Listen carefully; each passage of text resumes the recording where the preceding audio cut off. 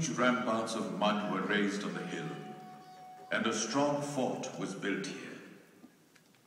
But the invasions from the north did not stop. The Khiljis were followed by the Tughlaqs, and then neither the Yadavs survived, nor the Kakatiyas. However, the Tughlaqs could not hold the Deccan for long. Why? Because local chieftains like Kapai Naik organized the people of Telangana to free the land from the Tughlaqs. Besides, the nobles appointed by the Tughlaqs in Deccan also rebelled to break the shackles of the Sultanate of Delhi. In 1347, one of these nobles, Alauddin Hassan Bahman Shah, founded the Bahmani Sultanate in the Deccan. But very soon, fresh clashes broke out between the Bahmani Sultans and the King of Varangal. What caused this fighting? Oh, the usual problem. It was the land between the Tungabhadra and Krishna rivers which became the bone of contention. Who won the fight? The battle was won by the second Bahmani Sultan, Muhammad Shah. In 1363, he defeated Kapai Naik and forced him to come to terms. Kapai Naik, this is the second time that we have been forced into military action against you. As long as the spirit to remain free lives within our hearts, Sultan, this is inevitable. We are amazed. If you so dearly cherish your freedom, why did you seek help from Ferozshah for this? Have you forgotten that you and we both snatched away our freedom from these Tughlaqs? However, we respect your desire for freedom, and we are willing to restore your kingdom to you. But I shall not accede to becoming your vassal. You shall remain independent, but to prevent the possibility of further conflicts, Golconda will remain in our possession. It shall be our easternmost boundary. And so, Golconda became part of the Bahmani kingdom, which flourished during the next 100 years. During the reign of the 14th Bahmani king, Mahmud Shah, a young man arrived at his court from the famous city of Hamadan in Persia. This young man was destined to change the face, fate, and fortune of Golconda. Sultan Kuli, not only your bravery, but your knowledge is also praiseworthy. My lord, it is your magnanimity which sees worth in this humble servant. We hope that your stay at Bidor is comfortable. Ali Jah, it is indeed gracious of you to have given refuge to me and my uncle in our exile. Then why do you not settle here for good? Ali Jah, for me, your desire is a command I cannot disobey. Subhanallah, we hereby bestow on you the title of Khawas Khan and make you a noble at our court. The ascent of Sultan Kuli was meteoric.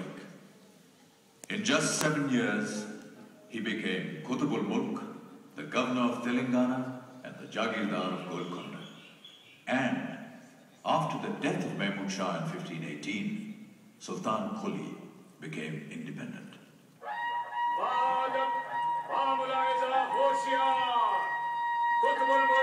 Sultan Kuli Qutb Shah tashrif la rahe hain. Bade Malik, there is peace and quiet in Vijayanagar and Vijayanagar. The administration of Golconda too is stronger than ever before. And we shall have to keep it so. Therefore, we have decided to make Golconda our capital.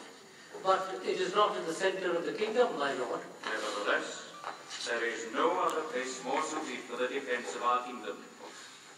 A mud fort already exists here. We shall strengthen this fort with stone and mortar and reside here as well. So, this was the first time that a ruler decided to make Golconda his capital and live there. Absolutely. Sultan Kuli had brought with him from Hamadan images of the towering minarets, grand arches, and magnificent gateways of Iran. All this is still visible here. Do you know that the circumference of the outer wall is 7 kilometers? There are 8 gates and 87 bastions in the crenellated wall, and 2 more stone walls within the outer rampart protect Bala Hissa.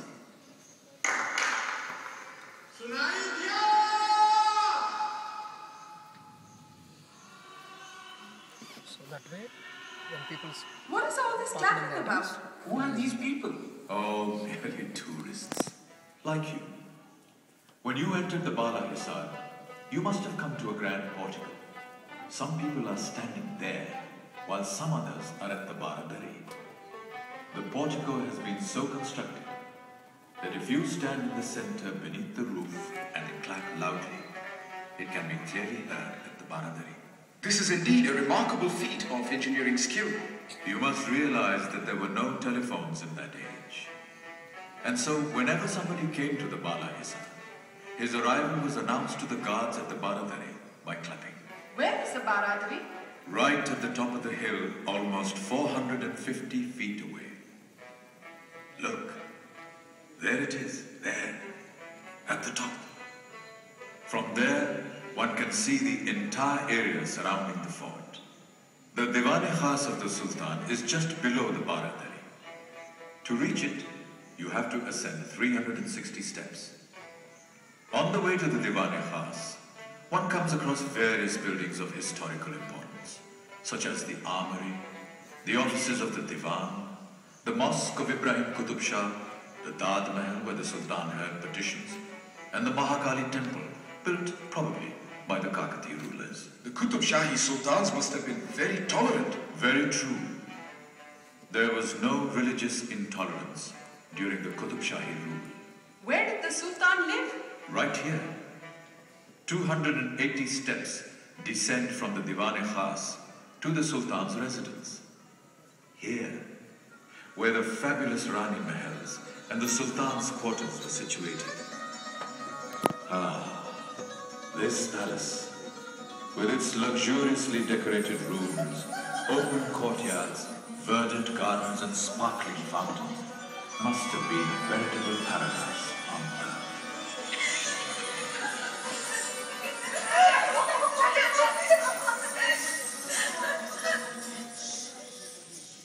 Sultan Quli was an able administrator, a remarkably talented personality.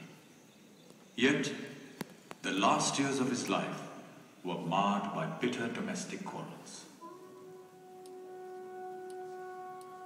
Ya Allah, for 60 years now I have been incessantly waging wars. I have laid the foundations of a new kingdom. Alas, there is none among my sons to whom I may entrust the kingdom and spend my remaining days in your worship. Ever the eldest passed away before my own eyes.